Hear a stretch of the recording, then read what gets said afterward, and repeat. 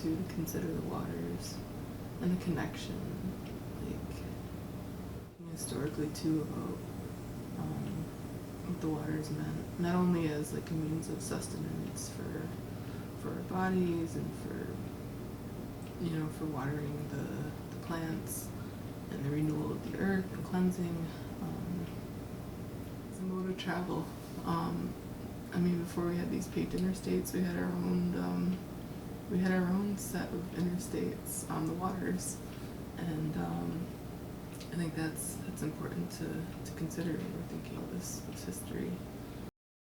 For us to strengthen our culture, and art is one way of doing that, and that's what I've been involved in. There's a big difference between when you go home, that's meaningful. And to me, that's what it is. If I was born in someplace else and non-native, I'd be happy there. But this is who we are and what we deal with. And because of how things are, I think education is so important that our young people know and understand who they are. In general, people don't realize that we are a sovereign nation, the Seneca Nation, that we have our own government, that we have our own officials that we elect to our government, that we have our own territory, that we have and maintain our own language, that we have what we call Ongwe Onweka, a way of life which is still ongoing. And this is our traditional way of life. But there are Seneca people who maintain that way of life. It's not that it wasn't there, and you can see that because we still have our ancient songs, we still have all these things, but it's just our communities are reconnecting, and through that reconnection really brings health and wellness. So you don't always hear that side of the story, and it's tied, the canal, Erie Canal, and other canals were part of that narrative.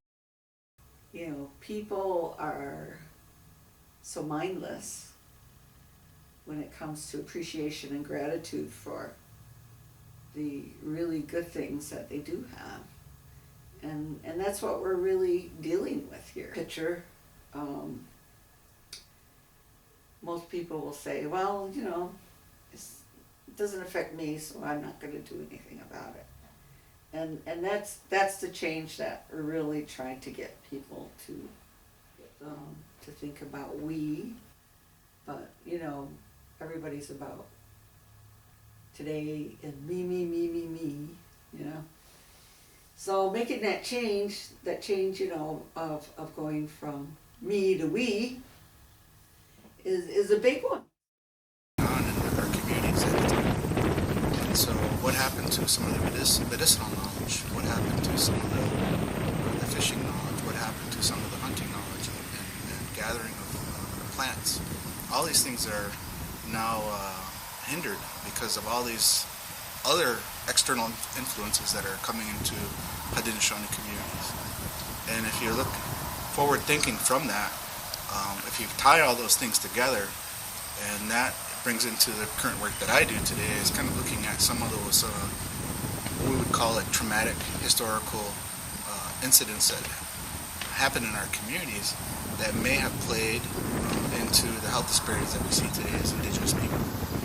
And if you look at some of the research that's evolving over time, is that the reconnection to land-based learning, the reconnection to tradition, culture, language, traditional ancestral activities, traditional medicines and foods, is really a healthy way of cancer prevention. It's a healthy way of diabetes prevention. It's a healthy way of living, and it's something that was,